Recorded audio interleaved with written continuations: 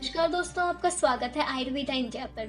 दोस्तों, corona virus के खिलाफ जंग में वैक्सीन को सबसे बड़ा हथियार माना जा रहा है और देश में 18 साल से भी कम उम्र के लोगों को फिलहाल वैक्सीन दी जा रही है। हालांकि कोरोना वैक्सीन को लेकर हर किसी के मन में ये सवाल आता है कि टीका लगवाने के बाद बॉडी में कितने दिनों में एंटीबॉडी बन जाएगी और कितने दिन तक इम्यूनिटी बनी रहेगी। इसी सवाल का जवाब हम आज के वीडियो में देंगे, तो वीडियो को पूरा जरूर देखें। दोस्तों, कोरोना की वैक्सीन से बनी इम्यूनिटी के असर को लेकर देश में एक रिसर्च हुई है। इस रिसर्च में सामने आया है कि 30% लोग ऐसे हैं जिनमें वैक्सीन की दोनों डोज लगने के 6 महीने बाद कोरोना के खिलाफ इम्यूनिटी कमजोर हो जाती है। आपने कोरोना की वैक्सीन ली है तो आपके शरीर में इम्यूनिटी कब तक बनी रहेगी? तो इसका जवाब है कि 10 में से 3 लोग में वैक्सीन से बनी इम्यूनिटी का असर 6 महीने बाद ही खत्म हो जाता है। ये जानकारी एक रिसर्च में सामने आई है जो भारत में हुई है।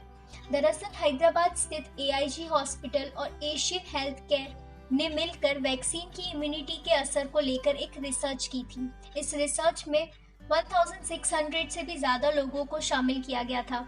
ये वो लोग थे जिन्हें वैक्सीन की दोनों डोज लगी थी। AIG हॉस्पिटल के चेयरमैन डॉक्टर नागेश्वर रेड्डी ने बताया कि इस रिसर्च का मकसद वैक्सीन से बनी इम्यूनिटी के असर को जानना था। इसके साथ ही ये पता लगाना था कि किस आबादी को बूस्टर डोज की जरूरत है। उन्होंने बताया कि लोगों में कोरोना के खिलाफ एंटीबॉडी लेवल जांची गई। इसके मुताबिक कि जिन लोगों में एंटीबॉडी का स्तर 15 AU/ml होगा, उनमें इम्यूनिटी खत्म हो गई। इसके अलावा ये अनुमान लगाया गया कि जिन लोगों में एंटीबॉडी का स्तर 100 AU/ml होगा, उनमें इम्यूनिटी अब भी है। डॉक्टर रेड्डी ने बताया कि कोरोना के खिलाफ एंटीबॉडी का स्तर कम से कम 100 AU/ml होना चाहिए। अगर किसी में इससे कम है तो उसके संक्रमित होने का खतरा ज्यादा है।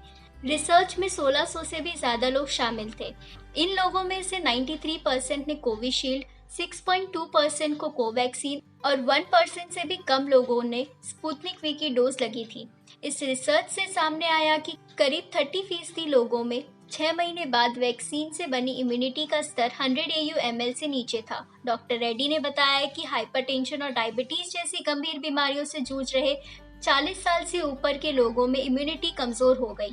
उन्होंने बताया कि 6% ऐसे भी थे जिनमें बिल्कुल भी इम्यूनिटी नहीं थी। कुल मिलाकर ये सामने आया कि बुजुर्गों की तुलना में युवाओं में लंबे समय तक इम्यूनिटी बनी रहती है। वहीं गंभीर बीमारियों से जूझ रहे 40 साल से ऊपर के लोगों में एंटीबॉडी 6 महीने बाद कम हो जाती है। डॉक्टर रेड्डी ने बताया कि कोमॉर्बिडिटी वाले 40 साल से ऊपर के लोगों को 6 महीने बाद बूस्टर डोज लगाई जा सकती है। उन्होंने ये भी कहा कि दूसरी डोज और बूस्टर डोज में 9 महीने का अंतर रहने से 70% आबादी को फायदा हो रहा है, जिनके अंदर 9 महीने बाद भी इम्यूनिटी बनी रहती है।